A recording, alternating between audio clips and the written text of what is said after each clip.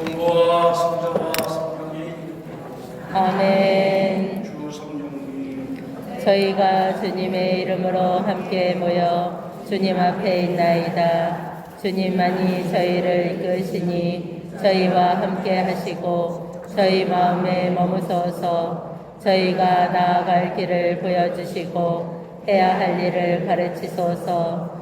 나약한 죄인인 저희가 정의를 외면하여 혼란을 일으키지 않게 하시고 무지의 오류에 빠지지 않게 하소서. 또한 아무도 차별하지 않게 하소서.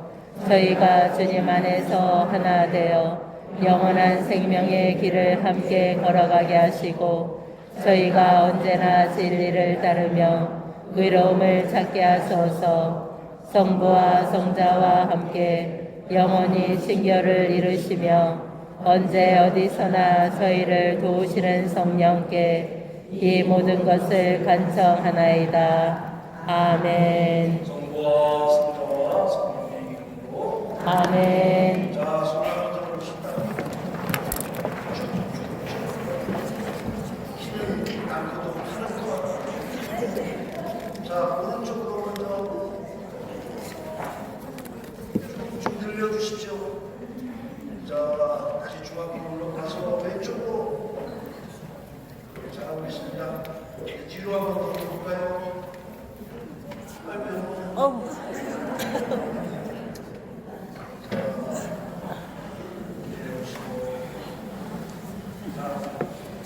이렇게 한번 오른손을 왼쪽 위에다 대시고 한번 당겨봅시다.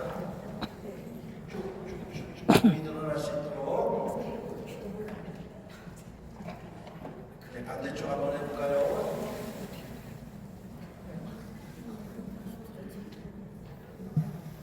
네, 잘하셨습니다. 그러면 엄지손가락을 여기다 대고 뒤로 이뻐져라 이뻐져라 이뻐져라. 목주름 없어져라. 목주름 없어져라. 자, 그죠? 이거 하면 목주름 없어지지 않게. 숙여서 고개로만 쫙 그다음에 그럼 그렇지 자, 다시 내려놓고 이제 옆 사람을 오른쪽부터 바라보시고 쭉 눌러주시죠.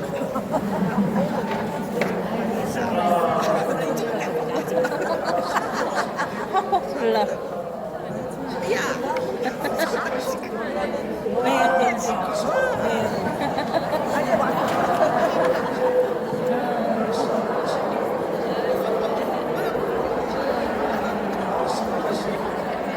아이고 좋겠다. 자, 이제 그대로 같은 자세에서 당겨보십시오. 10kg, 20kg, 30kg, 40kg, 50kg, 내 뒤돌아서 수영하십시오. 우와. 30kg, 네. 어우, 좋다.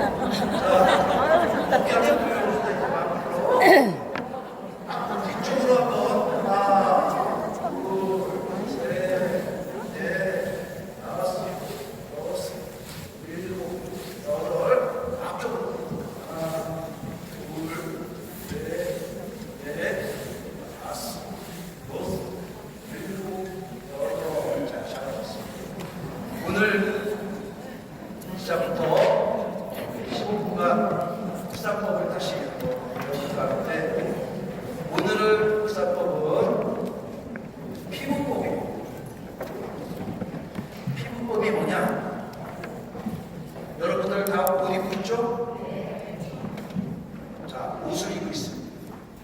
옷하고 내 피부하고 부딪혀 있는 그 느낌.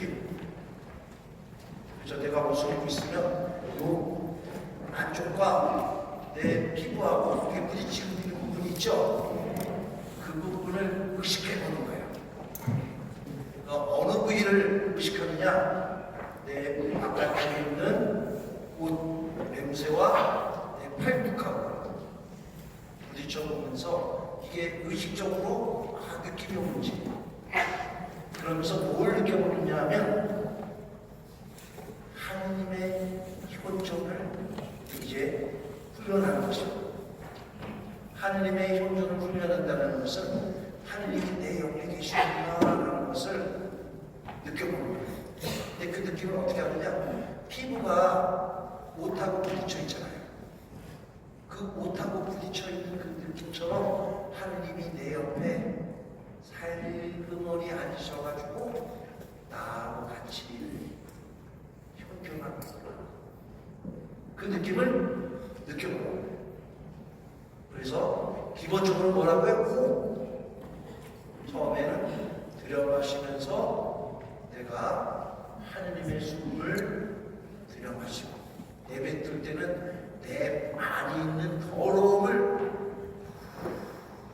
하면서 내보내시고, 다시 하느님께서 나의 안에 들어오시는 걸 느끼고, 그 다음에 내 더러움이 하느님과 함께 빠져나가는 거예요.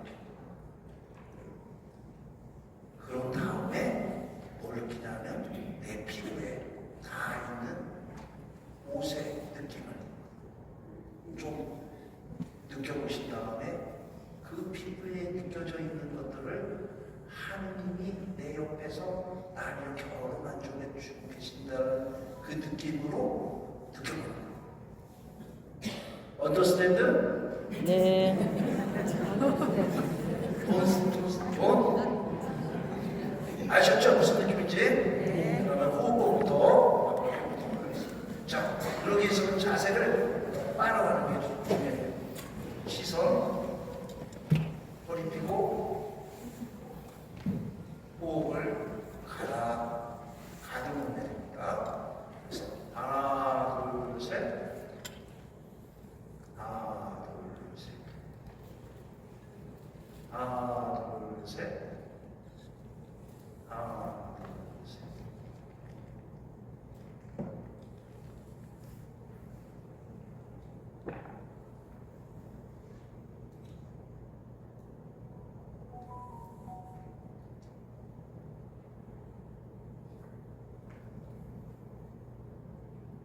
내 호흡이 좀 안정됐다 그러면 피부법을 사용해 보세요.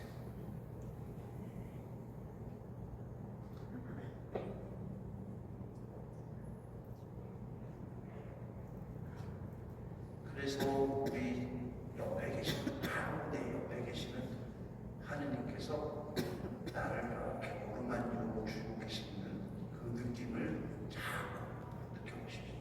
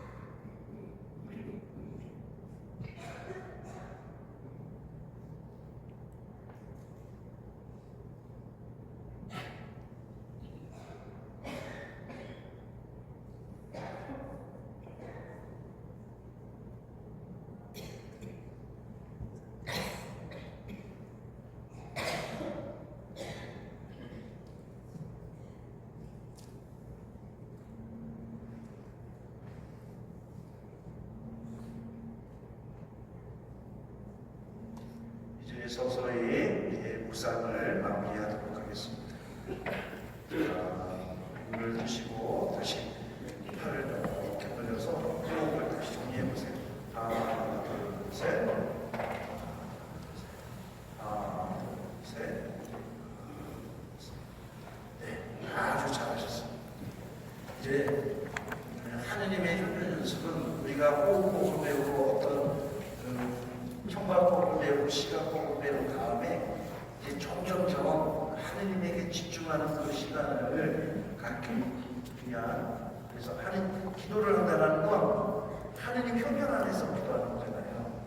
그래서 하느님의 편견을 어떻게 느낄 수 있을까? 이것에 대해서 이렇게 기도하면서 조금씩 내 안에 계신 하느님을 만나고 내 밖에 있는 하느님을 만나는 거예요.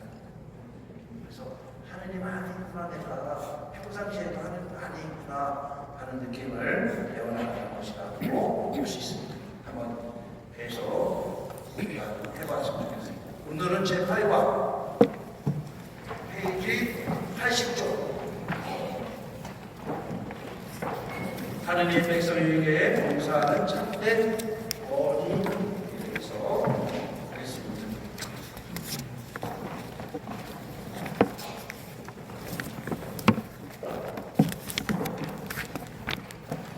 82쪽을 보면 오늘 묵상할 복음이 누가복음 22장 25절에서 27절까지 되어 있는데 24장부터 4절부터 제가 읽어보도록 하겠습니다. 사도들 가운데에서 누구를 가장 높은 사람으로 볼 것이냐는 문제로 말다툼이 벌어졌다. 그러자 예수님께서 그들에게 이르셨다. 민족들을 지배하는 임금들은 백성 위에 군림하고 민족들에게 권세를 부리는 자들은 자신을 은인이라고 부르게 한다. 그러나 너희는 그렇게 해서는 안 된다. 너희 가운데에서 가장 높은 사람은 가장 어린 사람처럼 되어야 하고 지도자는 섬기는 사람처럼 되어야 한다. 누가 더 높으냐? 식탁에 앉으느냐? 아니면 시중들며 섬기느냐? 식탁에 앉으니가 아니냐? 그러나 나는 섬기는 사람으로 너희 가운데 있다.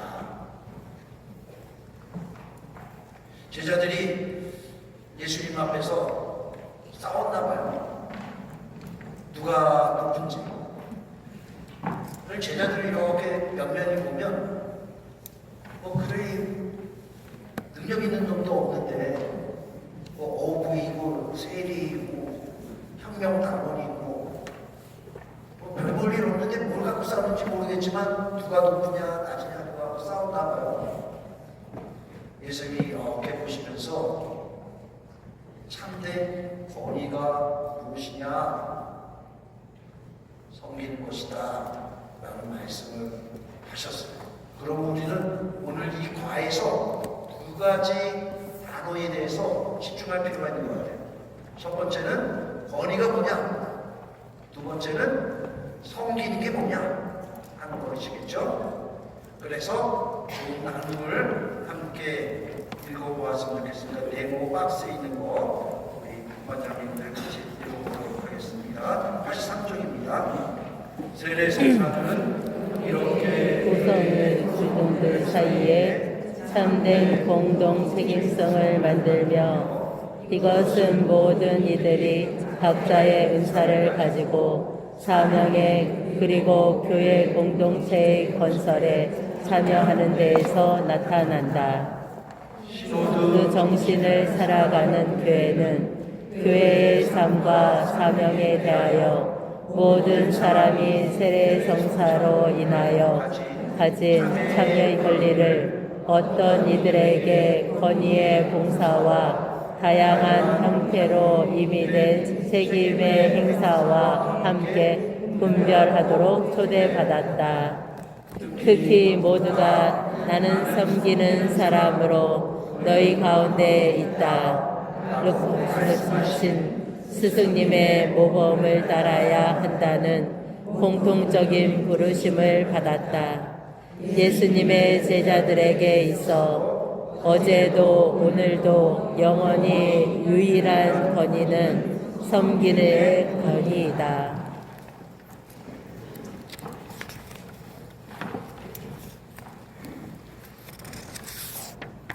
그러면 제가 준비한 강의를 시작해 볼까 합니다. 오늘날 우리 사회에서 권위는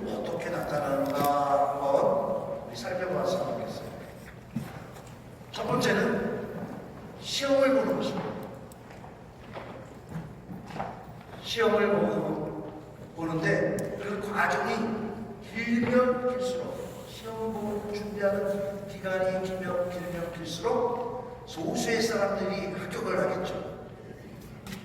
의사시험, 항공사 되는 공무원 시험. 그래서 그렇게 오랜 시간 걸리면 걸릴수록 소수의 인원만이 가질 수 있는 권력이 있을 거예요. 그걸 누가 인정하죠? 우리들도 인정하고 국가에서도 인정하죠. 그래서 그것을 국가고시라고 합니다. 행정직도 될 수 있고 선생님도 될 수 있고, 그러나 일정한 자격을 갖기 위해서는 공부를 많이 해야 돼요. 어려운 소수만 할 수 있도록 어렵게 해야 돼요. 그래서 여러분들 대학을 유니버시티라고 하죠. 그 유니버시티가 되기 위해서는 조건이 세 학과가 있어야 돼요. 첫 번째는 법대, 두 번째는 의대, 세 번째는 신학대입니다. 이 세 가지 조건의 핵심적인 공통점이 뭔지 아세요? 암기력이 좋아요.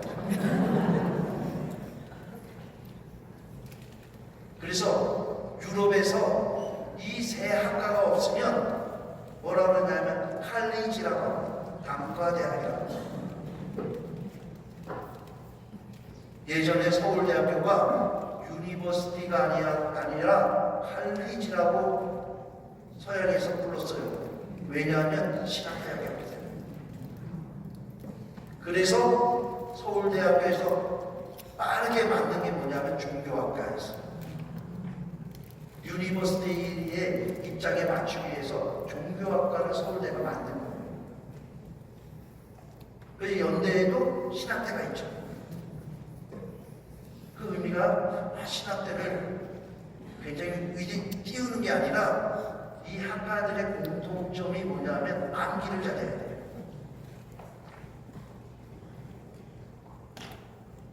암기 과목이 많다는 거죠. 법대도 법조문을 통째로 외워야 되죠. 의대도 자기네들 교과서를 통째로 외워서 시험을 봐요. 그러기 위해서는 소수의 사람들만 뽑혀야 해요. 뽑힐 수밖에 없어요. 그래서 그 세 학과는 유급이 많아요.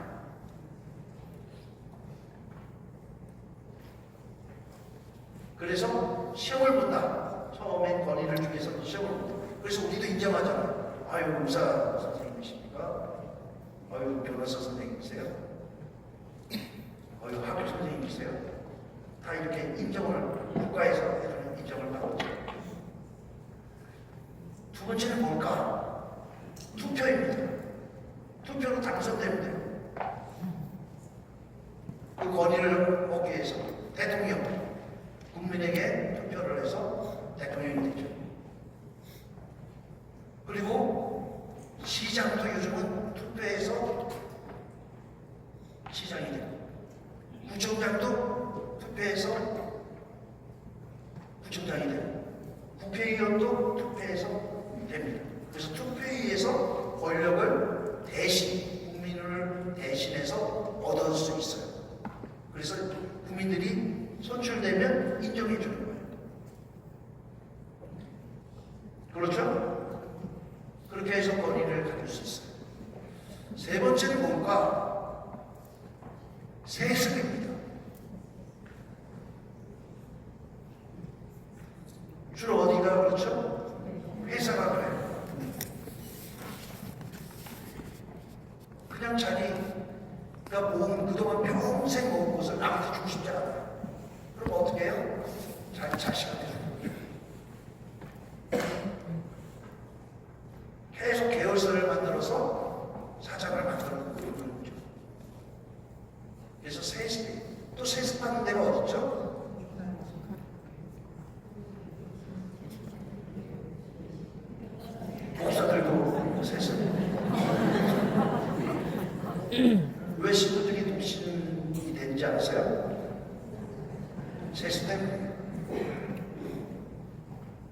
옛날에는 자기 재산을 뺏기기 쉽지 않았잖아요. 모든 사람들이. 근데 제일 많이 뺏어가는데 교회잖아요. 그 지방의 영주가 되다 보니까 어떻게 하면 자기 재산을 빼앗기지 않을까 생각하니까 자기 자녀 중에 사제로 만드는 게 굉장히 좋은 방법인 거예요. 그래서 유럽에 가면 교회 영이라고 했어요. 세속 군주가 다스리는 데가 있었고 교회 군주가 다스리는 데가 있었어요. 그 교회 군주는 어떻게 그것을 세습했느냐? 자기 자녀한테 세습했어요. 그러한 병폐들이 생겨나니까 가톨릭 교회에서 13세기 정도, 굉장히 늦은 때예요. 늦은 때 아사제를 독신 생활을 시켜야 됩니다. 그때 무수히 독신을 주장했던 주교와 사제들이 암살당했어요. 그렇지 않겠어요? 많은 재산을 갖고 있는데 이제 너희들은 독신 생활을 해야 돼 라고 했을 때 교회의 분열이 어마어마했던 시기가 있었어요. 그렇지만 사람들이 사제는 독신하는 것이 나을 것 같다, 하느님께 온전히 투신하는 것이 나을 것 같다 해서 법적으로 바꿔는 거예요. 그래서 교구 사제들이 예전에는 혼인을 할 수 있었지만 이제 독신 서약을 하면서 사제분을 받아도 세습이 가능했던 거죠. 그래서 요즘 목사님들도 이 문제로 굉장히 자기 아들한테 대형교회를 물려주는 거, 그런 것들이 자기가 만들었다고 생각하기 때문에, 교회를 자기가 이루었기 때문에 남한테 그 목회직을 넘겨주면 안 돼. 그래서 기독교회에 이렇게 뭐랄까 다큐멘터리나 이 뉴스 같은 걸 이렇게 보게 되면 그 사모라고 하죠. 사모, 목사님 부인들 사모라고 하는데 그 사모들이 남편이 죽고 나면 굉장히 큰 고통을 갖고 끈 떨어진 영같이 이런 고생을 좀 하시는 것 같아요. 그게 다큐멘터리로 나오더라고요. 아무도 그 사람에 대해서 관심을 가져주지 않으니까 굉장히 어려운 그런 관계를 보여주고 있어요. 그래서 세습의 문제. 그리고 우리나라의 세습의 문제는 무당도 세습하는 데가 있어요. 내림 무시라고 해서. 그래서 진도나 제주도에 구슬을 이렇게 하시는 분들 보면 그분들은 세습된 거예요. 그리고 세습이 안 되는 무당들이 있고 세습되는 무당들이 있어요. 우리나라 곳에 보면 그런 것이 있죠. 또 한 가지 뭐가 있을까? 이 권력, 세상에 주는 권력이 뭐가 있을까라고 생각해보니까 힘이에요. 무슨 힘이냐? 그냥 싸우지 않으면 되는 권력이 있어요. 깡패들, 조직들, 여기는 힘으로 서열을 이렇게 만들 수 있죠.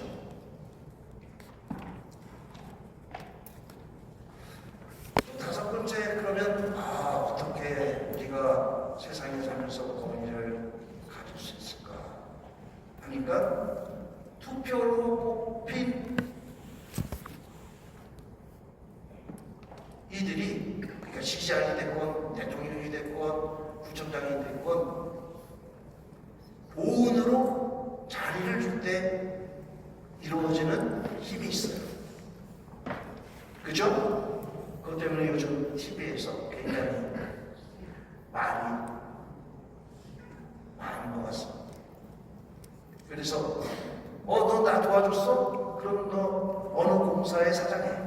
너 어디 가서 뭐해? 너 어디에 가서 뭐해? 자리 없어? 그럼 대통령실로 어디로 가? 이렇게 해서 데리고 와서 이렇게 권력을 주는 경우가 있죠. 그래서 그걸 우리들은 거의 다 인정하면서 살아요. 그것이 세상에 얽히고 설켜 있는 원인이죠. 그렇다면 예수님 시대는 어땠을까? 예수님 시대는 로마 제국에 있었죠. 그러면 로마 제국에서 파견된 복민단이 빌라도이죠. 빌라도가 이 팔레스티나 지역을 감독하고 있었죠. 그 사람에게 대해서 국가가 주는 권력으로 인해서 그 사람이 이 지역을 다스리는데, 이 지역을 로마의 통치 방법은 강압적으로 통치하기보다는 이 지방에 원래 있었던 토우들을 다시 왕이라는 자격으로 인정해 주었던 거예요. 그래서 이 왕으로 인정해 주었던 세속 군주들이 있어요.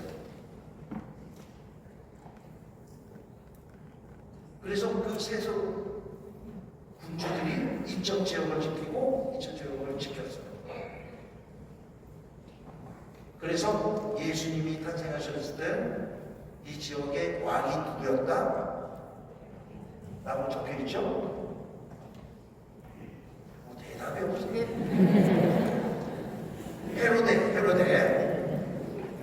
헤로데가 이 지역을 지키고 있었다 라고 얘기하고 있어요. 그러면 이 세속 왕과 함께 로마가 이 나라를 다스리기 위해서 누구를 견제해야 될까 했더니 이 사람들은 종교를 아주 강하게 믿고 있었어요. 그래서 그 종교가 뭐냐면 시온주의를 따르는 유대교였어요.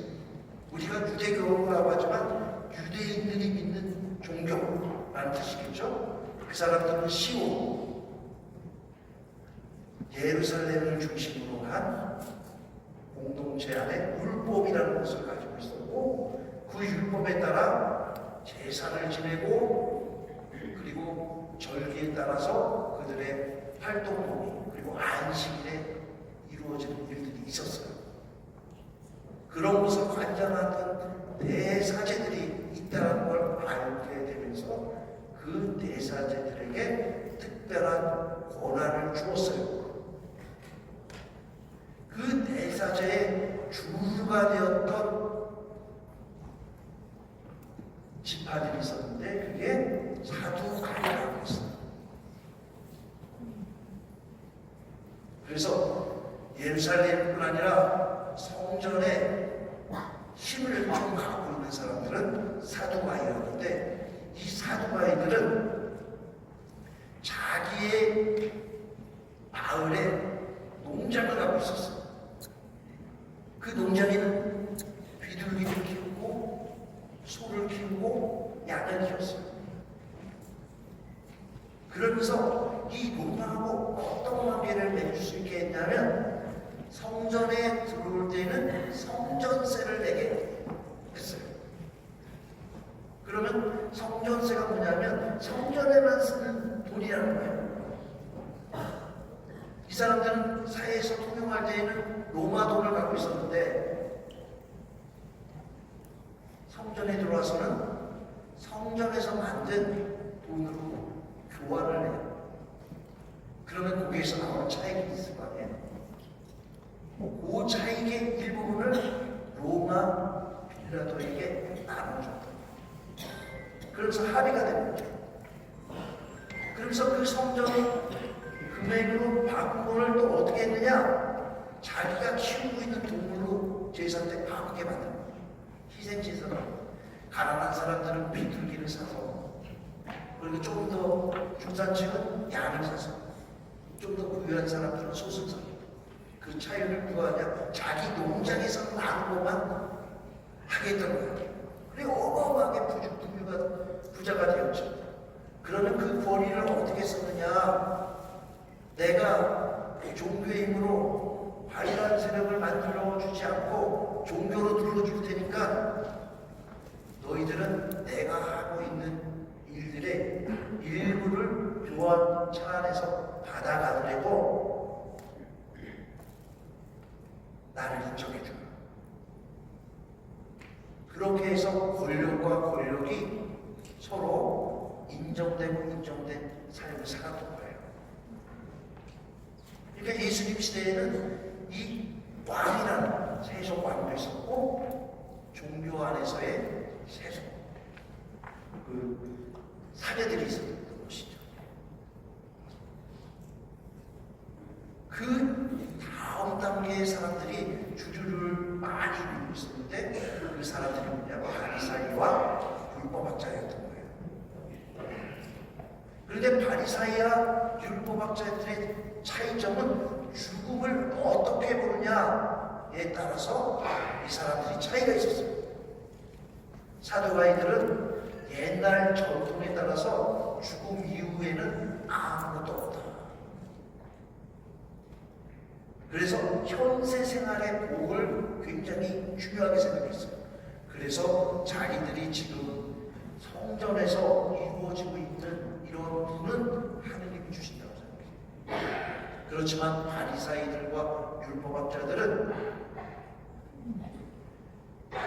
에제키엘 예언서가 37장에서 말했던 것처럼 전쟁을 하고 있는데 젊은 애들이 전쟁에서 정말 신앙도 열심히 했는데 왜 그런지 고민이 있었다. 하나님께서 저희들을 그냥 잊어버리셨을까? 하나님의 은총은 정말 현세에서 부유롭게 살아가는데 하나님이 이걸 잊어버렸을까? 했을 때 하나님은 이걸 다시 부활시키실 거라는 그런 의미를 가지고 있었어요. 그래서 그 사람들은 율법학자들처럼 안식일에 우리들이 철저하게 이 안식일을 잘 지키면 하나님과 함께 영원한 나라에서 천년 왕국 이루면서 살 것이다. 그래서 새로운 권위를 갖고 있습니다. 그런 가운데 제자들이 이 세상이 움직이는 것과 비슷하게 누가 넘버원이야? 이거하고 싸운 거예요. 그랬을 때 예수님이 오늘 우리가 누가복음에서 들은 이야기를 하는 것이죠. 섬겨야 된다. 그러면 예수님의 권위는 무엇이었을까 한번 우리가 살펴볼 필요가 있는 것 같아요. 세속은 이렇게 권력을 가지고 나누고 있으면서 세상이 주는 권력 안에서 자기의 힘을 발휘하면서 나눌 수 있잖아요. 그런데 예수님을 보니까 별 볼 일 없어. 태어난 것도 보면 베들레헴의 마구간에서 태어났대. 동물들이 사는 곳에서 태어났죠. 동물들이 먹는 구유에서 안치되었어요. 그건 상징적으로 하나님께서 가장 밑바닥에 오셔서 거기에서부터 당신의 뜻을 알려주시겠다는 의미가 있죠. 그래서 가장 인간 중에 가장 동물 같은, 인간이지만 동물 같은 삶을 살고 있는 그 가운데 오셔서 이 동물적인 우리들의 감각을 이제 하나님 것으로 바꾸려고 하신 겁니다. 예수님이 첫 번째 공생활을 하시기 시작할 때 가장 먼저 했던 게 뭐냐? 세례받는 거였어요. 세례자 요한에게 와서 세례를 받으실 때 요르단강에서 오셨을 때 신학자들은 어떻게 해석하느냐? 거기에는 세례자 요한이 회개하고 복음을 믿어라. 하느님 나라가 가까이 왔다. 라고 말씀하시죠. 그래서 회개하는 사람들은 어떻게 해야 되느냐? 세례자 요한의 세례운동에 동참했던 거예요. 그 운동은 그 당시 가지고 있던 사람들의 권위와 다른 거였어요. 그래서 사람들이 와서 죄졌다고 생각하는 사람들은 요르단강에 다 들어와서 세례를 받았어요. 그러면 그러면 그 물은 깨끗했을까요? 안 깨끗했을까요? 상징적으로 안 깨끗하다는 거죠. 장녀가 와서 들어가, 세리가 와서 들어가, 병자가 와서 들어가, 온갖 더러운 사람들이 그 물에 다 들어가.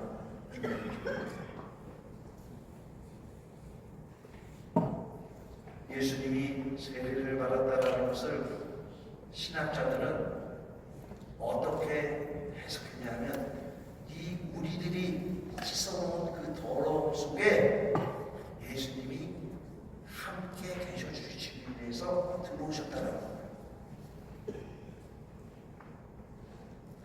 그 함께 우리가 씻어놓은 그 더러움을 자기가 먼저 입어버린 거죠. 그 물속에 들어가면서 잠기시면서 우리의 더러움, 우리가 벗어놓은 더러움을 묻히신 거예요. 그리고 밖으로, 세상 밖으로 나오신 거죠. 그러면서 하느님께서 새로운 거리를, 이는 내 사랑하는 아들, 그 아들의 말을 들으라고 새로운 권위를 주신 것입니다. 하느님께서는 그렇게 예수님을 처음으로 세례를 통해서 우리의 더러움을 묻히면서 우리와 함께하라고 하는 것이 새로운 권위라는 걸 우리에게 알려주시면서 당신이 어디로 가느냐? 광야로 가요. 광야로 가서 우리의 나약함이 뭔지를 40일 후에 악마의 유혹으로 경험하게 되십니다. 그 첫 번째가 뭐냐면 배고픔이었어요. 배고픔. 우리가 배고플 때 굉장히 약해져요. 그래서 돌을 갖고 뭐라고요? 빵을 만들어요.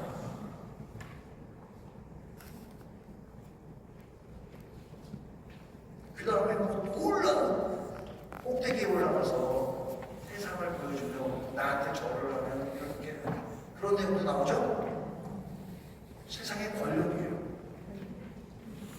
그 권력이 중요한 것이 아니라 하느님에게서 발화된 것이 중요하다. 그 말씀을 하시면서 물리치시죠. 그 다음에 놀라운 능력을 보여, 뛰어내리는 놀라운 능력을 보여주는 것. 그것이 우리의 권위라고 생각할 때 예수님이 어떻게 하죠? 하느님을 실험하지 마라. 그 말씀을 하시면서 새로운 권위가 어떻게 이루어지는지 우리에게 보여주신 거예요. 그러면 우리들도 그 권위를 따라서 한번 보는 거예요. 어떻게 그 권위가 나타났을까 봤을 때 제가 느끼는 감정은 이런 거였습니다. 세상은 나를 무엇으로 거리스러움을 인정해 줄까 했을 때 내가 신학교를 나오고 7년과 군대생활 3년과 10년이라는 시간을 신학교로 있었기 때문에 권위가 생겼다. 사제품을 받고 권위를 받은 것이죠. 그래서 여러분들이 저를 인정해 주고 그 모습은 세상에서 주는 권력의 인정하고 똑같은 거잖아요.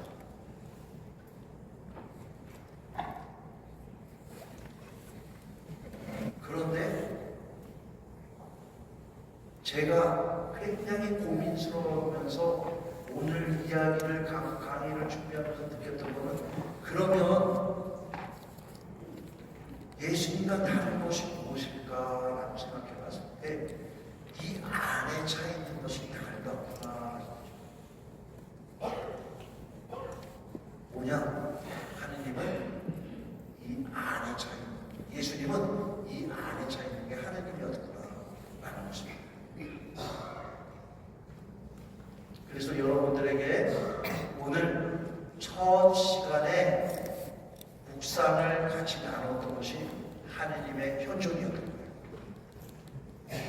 하느님의 현존을 깊게 느끼게 되면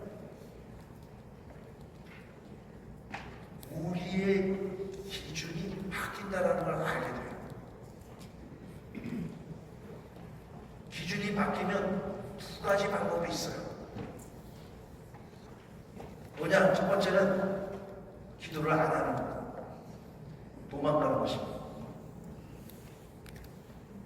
두 번째는 그 기도 안에 빠지는 것입니다. 제가 신학교 있을 때 굉장히 기도의 시간에 충만해 있을 때가 있었어요. 그래서 성당에 앉아가지고 하느님 현존에 대해서 굉장히 깊게 들어가는 순간이 많이 앉아있어요. 너무나 화를 하고 이게 막 내 힘이 아니라 뭐 이상한 그 힘이 막 나를 작동하고 그 안으로 계속 밀고 들어가는 느낌을 받은 적이 있습니다. 그런데 거기에서 뭐가 생겼냐? 두려움이 생긴 거예요. 그래서 그 두려움이 뭐라고 얘기하냐? 너 이거 더 들어가면 또 하나님께서 잡혀서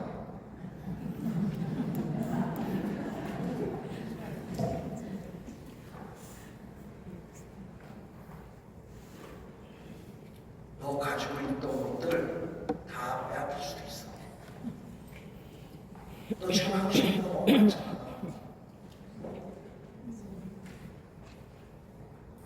너 공부도 하고 싶고 돈도 좀 모으고 싶고 사람들한테 인정도 받고 싶고 여러 가지가 있는데 너 이거 잘못 들어갔다가 큰 거 다쳐. 그것이 갑작스럽게 거꾸로 나오더라고요. 그래서 그 기운이 어떻게 했냐면 빨리빨리 도망가야 되겠다 하는데 쉽게 그게 안 도지는 거예요. 막 도망가야 된다는 걸 알겠어요. 거기에서 느껴지는 감정이 여러분들에게도 느껴질 것입니다. 제가 하느님 현존에 대해서 아까 첫 번째 같이 묵상하면서 이게 깊게 체험되고 깊게 하느님을 만나게 되는데 첫 번째 오는 두려움. 가끔 신자분들이 하느님 체험을 하고 싶어요. 그래서 하느님에 대해서 더 많이 알고 싶어요. 그래서 성경 공부도 다니시고 또 기도 생활도 배우려고 하고 공부하려고 해요. 너무나 그것에 대해서 충만해하고 배우려고 해요. 그런데 이렇게 보면 깊게 들어간 사람은 없어요. 깊게 들어가면 종대물입니다. 정말 무서워요. 모든 것을 하느님에게 빼앗긴다는 것을 느낌으로 알게 돼요. 그 느낌으로 알게 되는 성서적 배경이 뭐냐? 마음이 가난한 사람은 행복하다는 거예요. 누가복음은 마음을 뺐어요. 가난한 사람은 행복하다. 근데 가난한 게 행복할까요? 그렇게 행복하면 나한테 다 줘.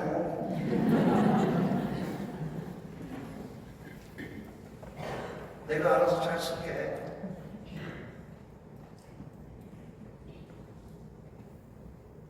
그런데 가난한 사람이 행복하다는 그 말이 내 삶 속에서 경험되고 행복으로 느껴졌을 때 예수님 안에 채워진 것이 공감되는 거예요. 그랬을 때 내가 가지고 있는 것이 있어도 되고 없어도 되는 그 상황을 느끼게 돼요.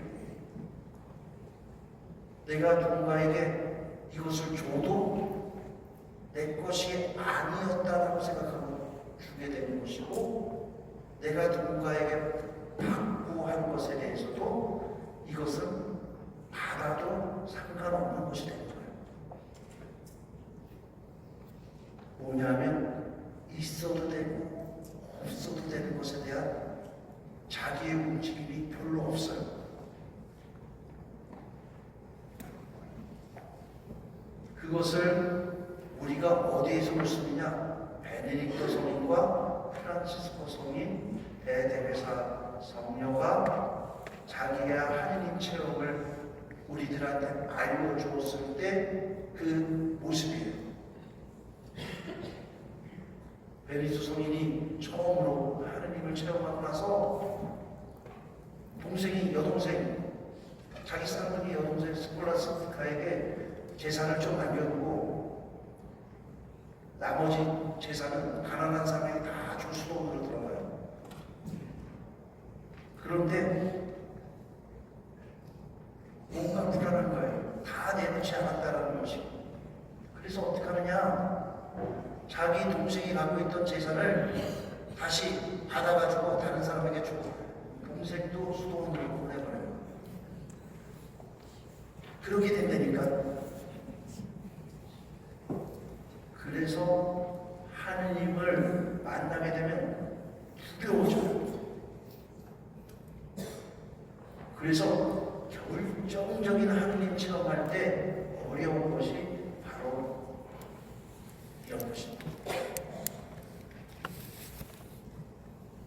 그것이 느낌으로 딱 오면 도망가려고 막 할 거예요. 왜냐하면 생각나는 게 있거든. 여러분들 같으면 우리 자녀들한테 아직도 주지 못한 게 있는데 아직까지 공부시켜야 되는 것도 있을 텐데 좀 내가 재산을 갖고 있어야지 뭔가 이 집안을 운영하는 데도 좀 필요할 텐데 이런 생각들이 자꾸 들어오기 시작하면 거기에서부터 하느님 체험이 쉽지 않은 것이구나라는 것을 느끼게 되는 거예요. 그래서 예수님의 권위는 채워집니다. 하느님에게 채워졌기 때문에 이런 모습을 갖고 있건 저런 모습을 갖고 있건 흔들림이 없어지는 거예요. 그래서 세상의 권위를 갖고 있는 사람들이 뭐라고 얘기하면 우리들이 첫 번째는 뭐예요? 주눅드는 거예요. 괜히 경찰서나 검사들이 전화해서 경찰서로 오세요. 두려운 거예요. 그 사람들이 갖고 있는 권위. 그런데 예수님은 그 사람들에게 일일이 설명을 하셔요. 오늘 제자들에게 설명했듯이 너희들 세상 사람들과 같이 그 권위를 이야기하고 누가 위냐 아래냐 얘기하지만 내가 얘기한단 말이야. 하느님에게 잡힌 사람들은 섬기는 사람이야. 시중 드는 사람이야.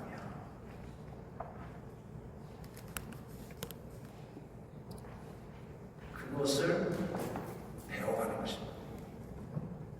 끊임없이 배워가서 마테오 사도가 세리 그 자리에서 너 나를 따라라 했을 때 모든 것을 버리고 예수님을 따를 수 있습니다. 자케오가 예수님과 눈을 마주쳐가지고 너 내려와라 오늘 너희 집에 있어야 되겠다 했을 때 자케오는 자기와 비슷한 사람을 부를 수 있었어요. 그렇죠? 그런 다음에 어떻게 해요? 자기가 불법으로 거두어들인 것들이 있다. 다 내놓겠습니다. 베드로사는 어떻게 해요? 예수님이 말씀하실 때 너 물에 좀 뛰어나라 했을 때 뛰어났어요. 예수님 말씀 듣고 있었어요. 그러더니 예수님이 베드로에게 너 가서 그물을 쳐라. 밤새 쳤습니다. 근데 한 마리도 못 잡았습니다. 라고 했는데 당신이 말씀하시니까 내가 해보겠습니다. 엄청난 고기를 잡고 나서 뭐라 그래요? 나는 죄인입니다. 나에게서 떠나가 주십시오. 고백하는 거죠. 그러면서 예수님이 이제 너는 사랑하는 어부가 될 것이다 라고 하면서 부른 거예요. 그때 모든 것을 버리고 예수님을 따르게 됩니다. 예수님의 권위는 거기에서 오는 것입니다. 그래서 오늘은 제8과 세상이 주는 권위와 예수님의 권위가 무엇인지 이렇게 판단했을 때 우리는 예수님의 권위를 이제 배워서 따라가는데 그 권위가 뭐냐? 섬김에서 온다는 거죠.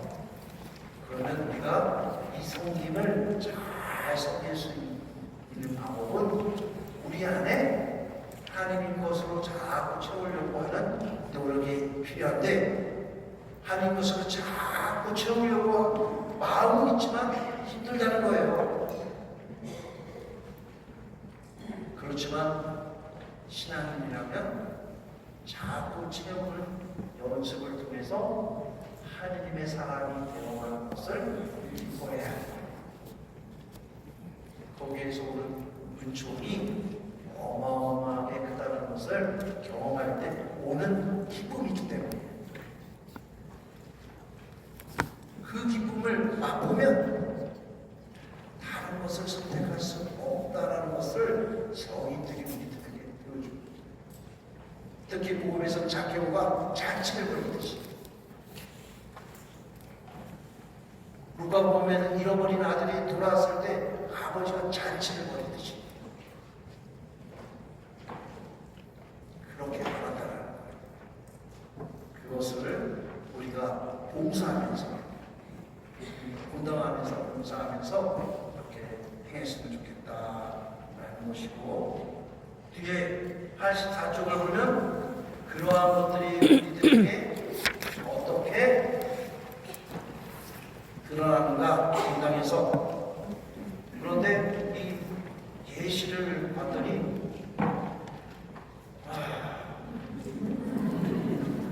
그냥 딴 얘기를 하고 있어요. 딴 얘기를 하면 우리들도 그냥 대화를 하실 때 딴 얘기하면 된다라는 거죠. 좀 어려운 게 아니에요. 그래서 딴 얘기를 여러분들께 우리 봉사가 어떻게 하고요? 우리 봉사 상담 봉사할 때 어떻게 하고 있어? 한번 나눠보시면 될 것 같아요. 그것이 섬김에서 정말 불어나서 하는 것들을 배워봤으면 좋겠습니다. 그런 뜻이에요. 그래서 갈무리 하면서 어떻게 개선해 볼까요? 뭐 잘하겠지. 오늘은 우리 선거 안에서 잠시 와서 설명한다고 해서 제가 빨리 마무리기도 하고 수련님 말씀 듣고 가겠습니다. 수련님 말씀하신 데 도망가지 마세요. 성부와 성자와 성령의 이름으로 아멘. 성령께서는 새로운 언어를 불어넣으시고 우리 입술에 생명의 말들을 주시니 우리가 아름답지만 말하지 못하고 과거로 가득하지만 미래가 없는 기회가 되지 않도록 지켜주소서. 저희 가운데 오시어 이 시너드의 체험 안에서 저희가 열정을 잃게 되거나 예언의 힘이 흐려지거나 무용하고 무익한 토론으로 그치지 않게 도와주소서.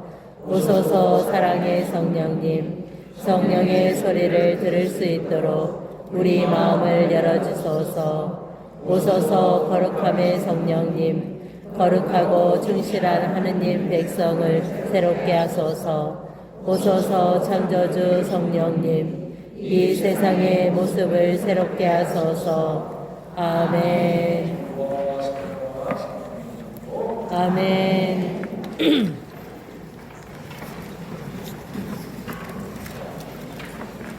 수행을 설명하시다니까. 예수님, 참배 예수님. 많이 바쁘시죠? 네.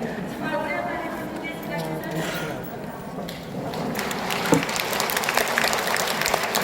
코로나가 시작되고 제가 처음 온 것 같아요. 맞죠? 네. 네. 오랜만에 이렇게 뵙게 됐는데 정말 이 귀한 자리를 많이 해주신 존경하는 우리 박도환 신부님 또 김나은 신부님께 감사드리고 우리 부원장님들께도 정말 신부님들의 오른편이 되셔서 애쓰고 계시는데 우리 반장님들 안 계시면 신부님들 일 못하세요. 맞죠? 네. 그래서 우리 기쁘고 건강하시게 이 역할, 이 임무를 잘 하시도록 저희도 기도를 함께 합니다. 오늘 신부님께서 기도에 대해서 많이 이렇게 강의하시는 거를 우리 반장님도 들으셨는데요. 우리 육신이 살기 위해서 뭐가 필요해요? 호흡이 필요해요. 호흡이 끊어지면 우리 육신이 죽어요. 맞습니다. 그렇다면 영혼의 호흡은 기도예요. 기도를 하지 않으면 우리의 영혼이 죽습니다. 하느님과의 관계가 끊어져요.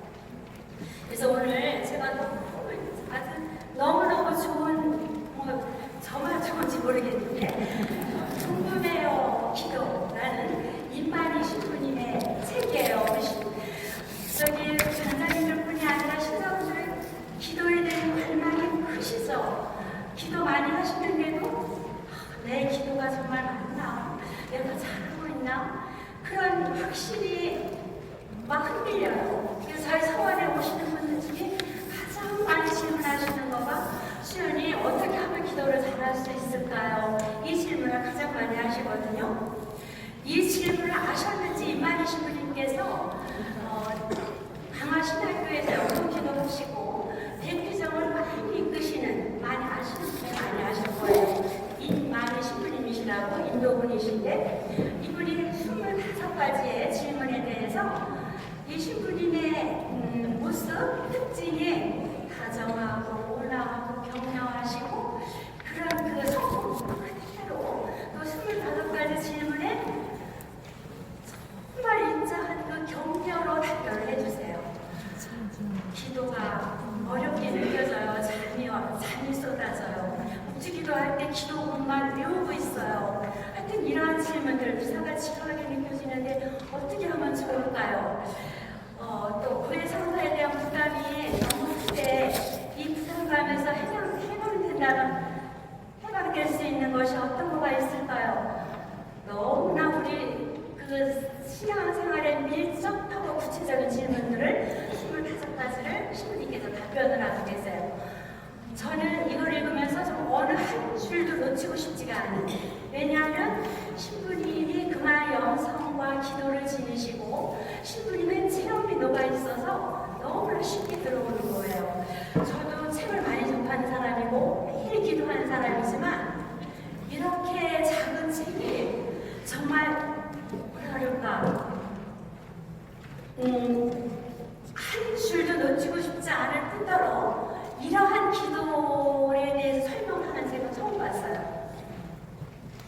궁금해요. 그래서 제 마음, 이렇게 뭐랄까, 저의 정신과 마음이 이렇게 고양되는 것 같아서 이거를 읽는 동안 제가 너무나 행복했거든요.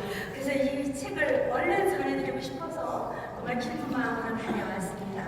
그리고 제가 막 말을 이것저것 막 해가지고 좋은 말씀 다 해놓는 것 같아요. 그리고 아까 들어오시면서 보셨을 텐데요. 이 세상에서 엄밀한 의미에서 진품, 우리가 지금 명품이라는 말은 참 많아서 듣기가 부담스러운 단어가 됐는데 진품과 명품은 이 세상에서 하나뿐이라고 하잖아요. 일명 저희 공동체에 금손수녀가 있어요. 세상에 온갖 것을 다 다니면서 정말 가장 예쁜 원석으로 그 원석을 구에다가 매듭을 하나하나 묶어서 이렇게 예쁜 너무 아름답고 귀한 묵주를 만들어요. 신녀님이. 그래서 오늘 몇 개만 가져왔어요. 사실은 어떠실지 몰라서 이렇게 5단 묵주 15개만 가져왔는데 일단하고 그거 다 타시더라고. 거의 좀 없는 것 같은데 저는 이 묵주기도가 임만희 신부님도 이렇게 말씀하세요. 일으키는 기도다. 왜 묵주기도를 그렇게 기도문만 외우다 그냥 끝나느냐. 더 내적인 힘이 고갈된다고 했는데 우리 신자분들 많은 분들이 양을 정하고 시간을 정해서 묵주기도를 하시거든요. 근데 묵주기도야말로 계속 했거든요. 이 내적인 힘이 정말 충만하게 올라온다는 것을 느끼시거든요. 그 귀한 묵주기도를 정말 이렇게 아름답고 귀한 묵주를 가지고 기도했으면 좋겠다. 저는 그런 생각이 있거든요. 그냥 손가락으로 하거나 아무 묵주기도나 오래된 때 묻은 막 이런 묵주 아니고 정말 느낌이 달라서요. 이 귀하고 아름답고 좋은 묵주를 기도하면은 기도가 정말 특별한 기도가 돼서 나에게 다가오거든요. 그래서 저는 10월달에, 곧 10월달이 되잖아요. 로사리오 성월. 그때 이 묵주를 성모님께 봉헌하시면서 정말 그 내적인 아름다운 로사리오 성월 기도를 보내시기를 부탁을 드리면서 이걸 이렇게 가지고 왔습니다. 그리고 어린이들, 정말 제가 살아보니까 행복한 어른으로 성장하는 데 있어서 신앙밖에 없어요. 신앙을 전수해 주는 거, 공부 1등 하는 거, 뭐 스카이 대학 가는 거, 아이에게 행복하지 않아요. 하느님을 알게 해주는 것이 그 아이에게 가장 큰 제사를 물려주는 거다. 저는 그런 생각을 하거든요. 그래서 제가 열심히 어린이들 그 신앙 도전 들고 다닙니다. 네, 그런 마음에서 오늘도 많이 가지고 왔고요. 그래서 저 수녀들이 갑자기 와서 저렇게 책을 사라고 하니 준비가 안 됐는데 어떡하나 걱정하실까봐 저희가 아주 최신식 전신학과 드리게 준비해